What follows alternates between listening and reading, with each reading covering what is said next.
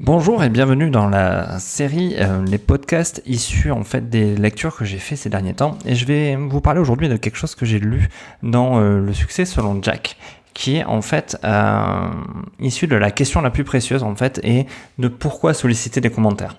Souvent, on hésite à demander aux gens, alors en présentiel ou directement sur les réseaux, de nous poser des questions, de nous dire en commentaire vraiment ce qu'ils ressentent, est-ce que ça leur a plu, est-ce que ça leur a pas plu, et de leur proposer même une échelle qui va leur permettre de répondre assez facilement à la question.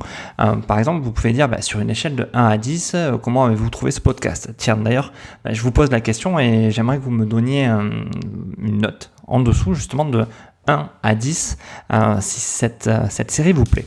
Donc l'idée, c'est de vraiment solliciter un maximum de retours en fait des gens qui sont à votre contact, au contact de vos contenus, au contact de votre personne, au contact de tout ce qui fait, de tout ce que vous faites.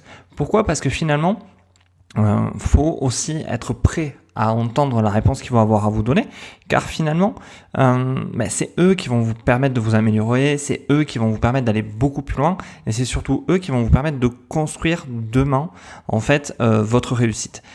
Vous pouvez avoir la meilleure idée, vous pouvez avoir la meilleure conception des choses, mais si vous n'arrivez pas à quantifier le besoin et finalement à avoir les vraies réponses de ce que les gens attendent et ce qu'ils aimeraient avoir comme retour, quelque part vous allez perdre du temps parce que vous allez créer quelque chose qui ne va pas correspondre à ce que les autres attendent. Donc je vous encourage vraiment à poser toujours, mais même dans votre couple, avec vos enfants, tout le temps, demandez une note de 1 à 10. Et si la note, vous apercevez qu'elle est plutôt dans les 3, 4 ou même 6, 7, c'est de demander en plus aux gens de qu'est-ce qui pourrait être fait pour que cette note remonte à 10. Parce que finalement, le but qu'on cherche tous, c'est à obtenir cette note de 10.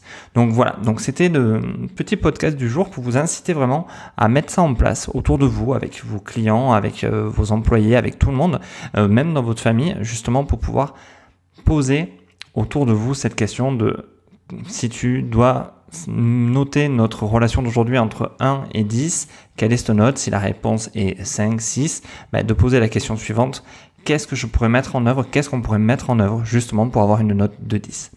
Sur ce, j'espère que cette petite astuce vous a plu, issue de mes lectures, tout ça. N'hésitez pas donc justement, moi, à me mettre une note de 1 à 10 dans les commentaires. Et si on n'est pas à 10, de me dire qu'est-ce que je pourrais faire justement pour qu'on y arrive. Et bien sur ce, je vous remercie et je vous dis à bientôt.